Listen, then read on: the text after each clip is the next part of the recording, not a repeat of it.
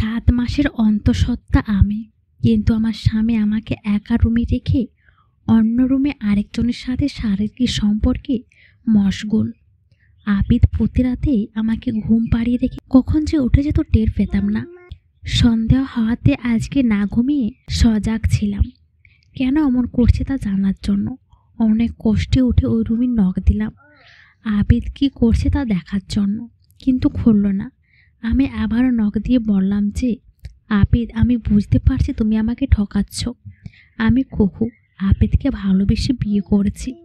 আবিদের এক কথায় ঘর ছেড়ে ওর হাত ধরে বেরিয়ে গিয়েছিলাম। পালিয়ে বিয়ে করাতে আমার পরিবার বা আবিদের পরিবারের কেউ আমাদের মেনে নেয়নি। আবিদের মুখের দিকে তাকিয়ে সব কষ্ট সহ্য করেছি, কখনো অভিযোগ করিনি। কখনো বিয়ের 1 বছরের মধ্যে আমি কনসিভ করেছিলাম। সেদিন জানলাম আমি প্রেগনেন্ট। সেদিন মার কথা খুব বেশি মনে পড়ছিল, তাই মাকে খবরটা দেব ভেবে ফোন দিয়েছিলাম। মা ফোন ধরে বলল, কি? আমার কণ্ঠ শুনে মা বুঝতে পেরেছে যে আমি ফোন দিয়েছি। তাও মা বলল, কি চাই? সবটা শেষ করে এখন আবার কেন কল দিলাম? আমি চুপ করেছিলাম, কারণ কিছু বলার ভাষা ছিল না আমার। আমি কিছু বলার আগে মা কলটা কেটে দিল। আমি আবিদকে জড়িয়ে ধরে কাঁদিয়ে দিলাম।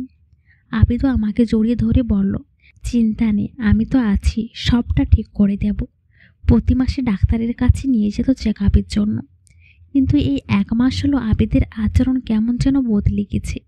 আগের মতো আমার আর খেয়াল রাখে না। বাসায় দেরি করে আসে, কিছু জিজ্ঞাসা করলে রাগ করে। তারপরে সব মানিয়ে চলছিলাম। আবিদ দরজাটা খুলল। অনেকবার ডাকার পর আবিদ দরজাটা খুলে দিল। আমি ভেতরে ঢুকে আমার মাথায় যেন আকাশ ভেঙে পড়ল, কারণ আবিদ আরেকজনকে নিয়ে রুমে ছিল। আবিদ যার সাথে ছিল সে আর অন্য কেউ নয়, সে আমার বান্ধবী নিশার। আমি কি করব তা বুঝতে পারছিলাম না। এতদিন যার সাথে সংসার করছি তাকে বিশ্বাস করব নাকি আমার বান্ধবী, না আমার চোখকে?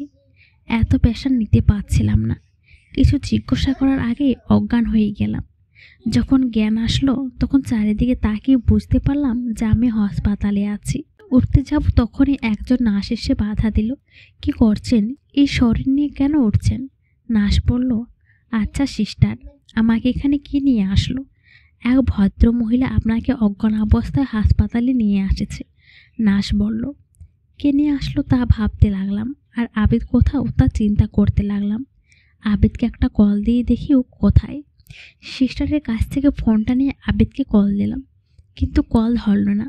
বুঝলাম আবিদের কাছে হয়তো আমার প্রয়োজন ফুরিয়ে গেছে। দ্বিতীয় পর্ব আমার আইডিতে আছে, চাইলে পড়ে আসতে পারেন। একটু সুস্থ হওয়াতে আমি একাই বাড়ি চলে গেলাম। গিয়ে দেখি নেশা আর আবিদ শুয়ে আছে। এই অবস্থা দেখে নেশির চুলের মুঠি ধরলাম। আবিদ ধাক্কা দিয়ে ছাড়িয়ে দিল। কোনো মতে নিজেকে সামনে নিলাম। আবিদ, আমার সাথে তুমি এমন কেন করছো? বলো আমাকে সত্যিটা। সত্যিটা শুনতে চাও? আচ্ছা তাহলে শোনো।